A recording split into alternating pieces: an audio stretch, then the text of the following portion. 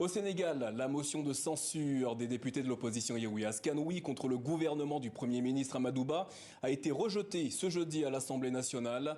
Le texte a recueilli 53 voix, il en fallait 83 pour faire adopter ce texte. Pour aborder la situation politique dans le pays, nous recevons Thierno Alassane Sall, député de l'opposition de la coalition AR Sénégal. Monsieur le député, bonsoir et merci d'être avec nous. Bonsoir, monsieur Dosso. Cette motion de censure a été lancée car le Premier ministre Amadou Ba n'a pas soumis au vote de confiance des députés lundi lors de la déclaration de politique générale. Étiez-vous favorable à cette motion de défiance contre le Premier ministre?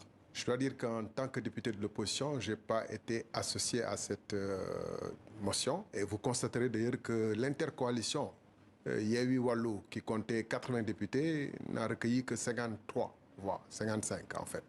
Donc moins que le total des voix, ce qui veut dire que l'initiative a été plutôt solitaire. Et c'est un peu... C'est quelque chose que vous déplorez?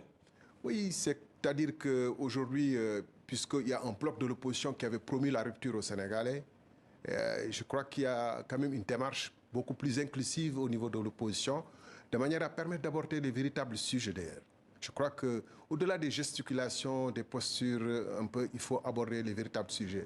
Actuellement, le rapport de la Cour des comptes sur la gestion du fonds Covid circule au Sénégal. Il s'agit de plus de 700 et quelques milliards, plus d'1 milliard d'euros.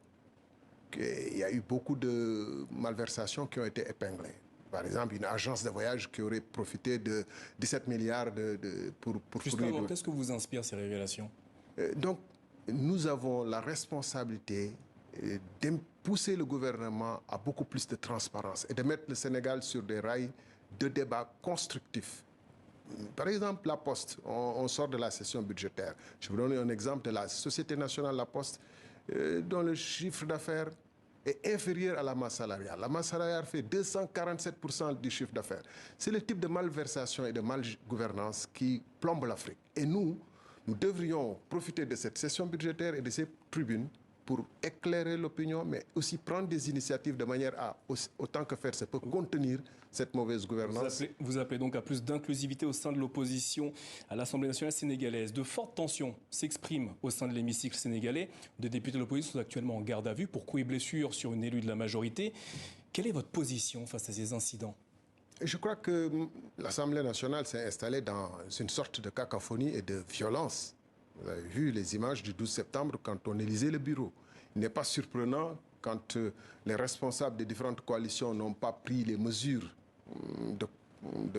nécessaires pour arrêter cette dérive, que ça se poursuive de cette façon. Il y a une sorte de course au radicalisme, à la radicalité, pour créer entre le bloc Yewwi et le gouvernement une sorte d'opposition frontale au détriment d'un débat de fond. Par exemple, 2023 sera la première année. Justement, le président Macky Sall maintient toujours le flou quant à ses intentions pour la présidentielle 2024. Est-ce que cela accentue justement la crispation au sein de la scène politique sénégalaise? C'est clair que ça participe à la crispation puisque la Constitution doit être très claire et il n'y a rien à cacher sur des dispositions et la lecture qu'on fait des dispositions de la Constitution. On aime à dire au président que c'est le gardien de la Constitution, mais raison pour laquelle sa position sur les dispositions de la Constitution doivent être claires. Et en réalité, il a été aussi absolument clair au moment du référendum de 2016 pour mettre en place la nouvelle Constitution et absolument clair 2 ans après, au moment de la présidentielle, pour dire qu'il n'avait droit qu'à un second et dernier mandat à partir de 2019. Alors justement, vous évoquez Macky Sall et la Constitution sénégalaise. Interrogé par nos confrères du New York Times il y a quelques heures, ce sujet d'un éventuel 3e mandat de Macky Sall, il a répondu. Il est clair qu'aujourd'hui, il n'y a pas de débat juridique. Cette réponse vous surprend-elle de la part du président sénégalais? Non, il n'y a pas de débat juridique puisque, comme il l'a écrit, il n'a pas droit à un autre mandat. Il n'y a pas de débat juridique. Il y a une campagne d'enfumage et de communication au niveau international pour faire croire à l'opinion internationale qu'il a droit à un 3e mandat.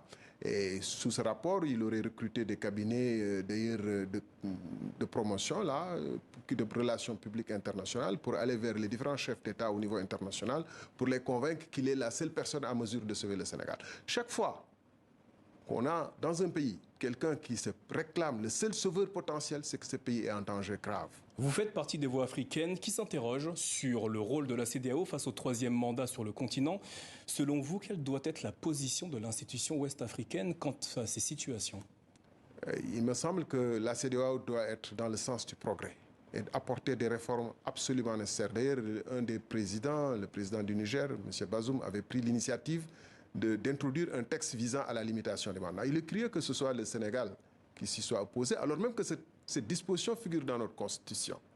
Alors, maintenant, si on verrouille le jeu démocratique, si on crée les conditions que le pays devienne une cocotte minute, il ne faut pas s'étonner que ça explose.